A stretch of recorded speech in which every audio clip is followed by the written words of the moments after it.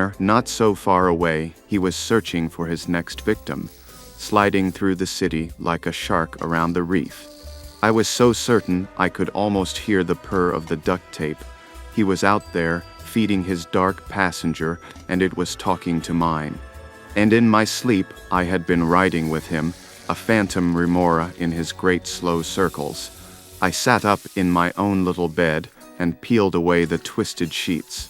The bedside clock said it was 3:14, 4 hours since I'd gone to bed, and I felt like I'd been slogging through the jungle the entire time with a piano on my back.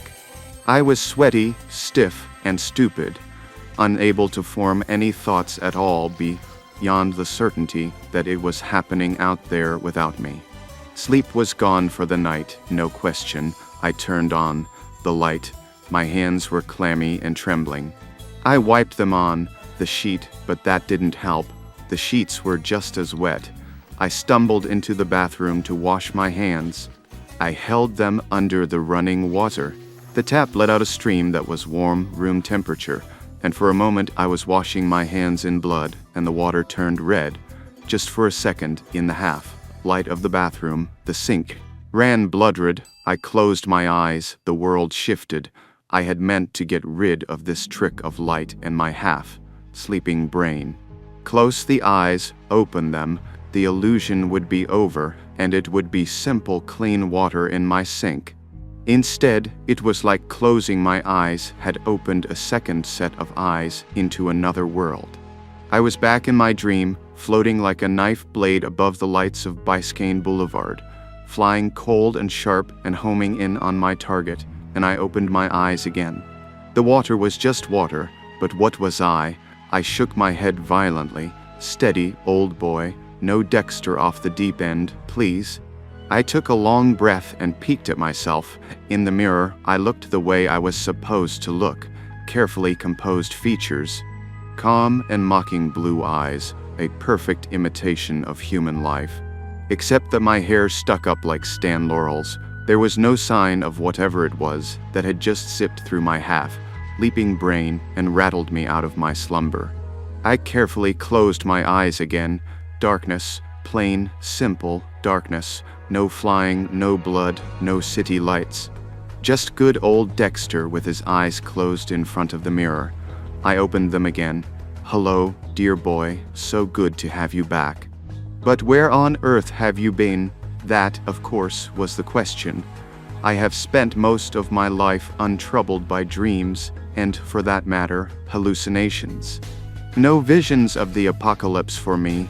No troubling Jungian icons burbling up from my subconscious. No mysterious recurring image is drifting through the history of my unconsciousness. Nothing ever goes bump in Dexter's night. When I go to sleep, all of me sleeps. So what had just happened? Why were these pictures appearing to me? I splashed water on my face and pushed my hair down. That did not, of course, answer the question, but it made me feel a little better. How bad could things be if my hair was neat? In truth, I did not know. Things could be plenty bad. I might be losing all or many of my marbles. What if I had been slipping into insanity, a piece at a time for years, and this new killer had simply triggered the final headlong fall into complete craziness? How could I hope to measure the relative sanity of somebody like me? The images had looked and felt so real. But they couldn't be. I had been right here in my bed, yet I had almost been able to smell the tang of salt water, exhaust, and cheap perfume floating over Biscayne Boulevard. Completely real, and wasn't that one of the signs of insanity? That the delusions were indistinguishable from reality. I had no answers, and no way to find any. Talking to a shrink was out of the question, of course. I would frighten the poor thing to death, and he might feel honor-bound to have me locked away somewhere. Certainly, I could not argue with the wisdom of that idea. But if I was losing my hold on sanity as I had built it, it was all my problem, and the first part of the problem was that there was no way to know for sure. Although, come to think of it, there was one way. 10 minutes later, I was driving past Dinner Key. I drove slowly, since I didn't actually know what I was looking for. This part of the city slept as much as it ever did. A few people still swirled across the Miami landscape, tourists who'd had too much Cuban coffee and couldn't sleep. People from Iowa looking for a gas station, foreigners looking for South Beach, and the predators of Corsathugs, robbers, crackheads, vampires, ghouls, and assorted monsters like me. But in this area at this time, very few of them altogether. This was Miami deserted as it got, a place made lonely by the ghost of the daytime crowd. It was a city that had whittled itself down to a mere hunting ground, without the gaudy disguises of sunlight and bright t-shirts. And so I hunted. The other night eyes tracked me and dismissed me as I passed without slowing. I drove north over the old drawbridge through downtown Miami, still not sure what I was looking for and still not seeing it. And yet, for some uncomfortable reason, absolutely sure that I would find it, that I was going in the right direction, that it was waiting for me ahead. Just beyond the Omni, the nightlife picked up. More activity, more things to see. Whooping on the sidewalks, tinny music coming and going through the car windows. The night girls came out, flocks of them on the street corners, giggling with each other or staring stupidly at the passing cars. And the cars slowed to stare back, gawking at the costumes and what they left uncovered. 2 blocks ahead of me, a new Cornish stopped, and a pack of the girls flew out of the shadows, off the sidewalk and into the street, surrounding the car immediately. Traffic stumbled to a half-stop, horns blattered.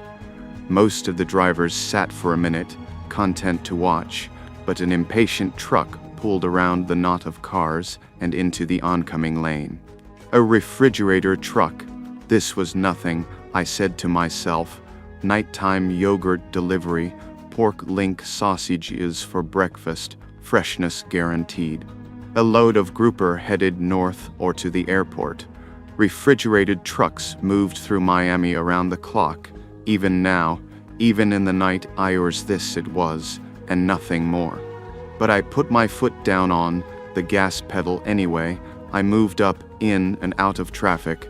I got within 3 cars of the Cornish and its besieged driver. Traffic stopped. I looked ahead at the truck. It was running straight up Biscayne, moving into a series of traffic lights. I would lose him if I got too far behind, and I suddenly wanted very badly not to lose him. I waited for a gap in traffic and quickly nosed out into the oncoming lane. I was around the Cornish and then speeding up, closing on the truck, trying not to move too fast, not to be conspicuous, but slowly closing the space between us. He was 3 traffic lights ahead, then 2. Then his light turned red, and before I could gloat and catch up, mine did too. I stopped. I realized with some surprise that I was chewing on my lip. I was tense, me, Dexter the Ice Cube. I was feeling human anxiety, desperation, actual emotional distress. I wanted to catch up to this truck and see for myself. Oh, how I wanted to put my hand on the truck, open the door to the cabin, look inside, and then what? Arrest him single-handed, take him by the hand to dear Detective Lagerta, see what I caught, can I keep him? It was just as likely that he would keep me. He was in full hunting mode, and I was merely tagging along behind like an unwanted little brother. And why was I tagging along? Did I just want to prove to myself that it was him, that he was out here prowling and I was not crazy? And if I was not crazy, how had I known what was going on in my brain? Perhaps crazy would be a happier solution after all. An old man shuffled in front of my car, crossing the street with incredibly slow and painful steps. For a moment I watched him, marveling at what life must be like when you moved that slow, and then I glanced ahead at the refrigerator truck. His light had turned green, mine had not. The truck accelerated quickly, moving north at the upper end of the speed limit, taillights growing smaller as I watched, waiting for my light to change, which it refused to do. And so, grinding my teeth steady, Dex, I ran the light, narrowly missing the old man. He didn't look up or break step. The speed limit on this stretch of Biscayne Boulevard was 35. In Miami, that means if you go under 50, they will run you off the road. I pushed up to 65, moving through the sparse traffic, desperate now to close the distance. The lights of the truck winked out as he went around a curvier had he turned. I moved up to 75 and roared past the turn for the 79th Street Causeway, around the bend by the Publix market and into the straightaway, searching frantically for the truck. And saw it there ahead of me, moving toward me. The bastard had doubled back. Did he feel me on his tail? Smell my exhaust drifting up on him. No matter, it was him, the same truck, no question, and as I raced past him, he turned out onto the causeway. I squealed into a mall parking lot and slowed, turning the car and accelerating back out onto Biscayne Boulevard, southbound now. Less than a block and I turned onto the causeway too.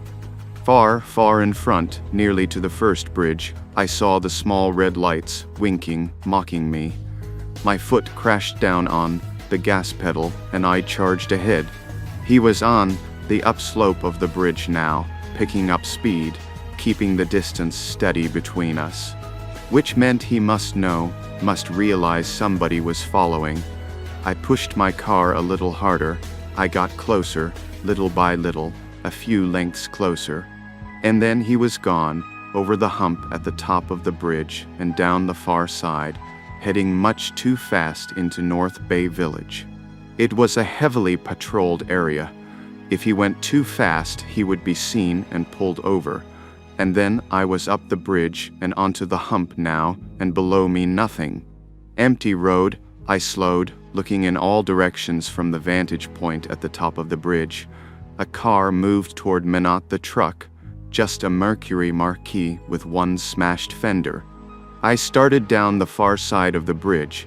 At the bottom of the bridge, North Bay Village split off the causeway into two residential areas. Behind a gas station on the left, a row of condos and apartments made a slow circle. To the right were houses, small but expensive. Nothing moved on either side.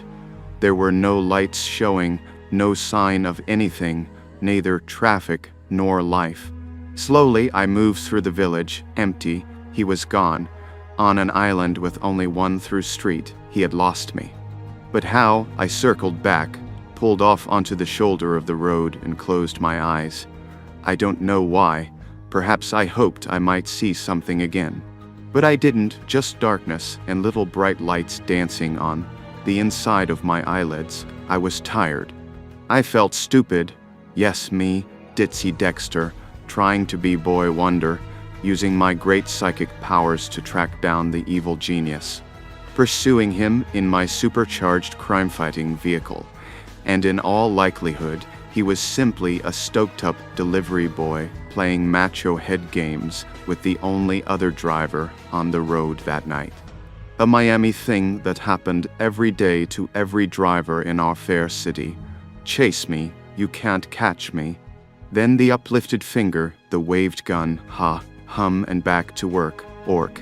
Just a refrigerated truck, nothing more, now speeding away across Miami Beach with the heavy metal station ripping from the radio speaker. And not my killer, not some mysterious Bond pulling me out of bed and across the city in the dead of night. Because that was just too silly for words, and far too silly for level-headed, empty-hearted Dexter.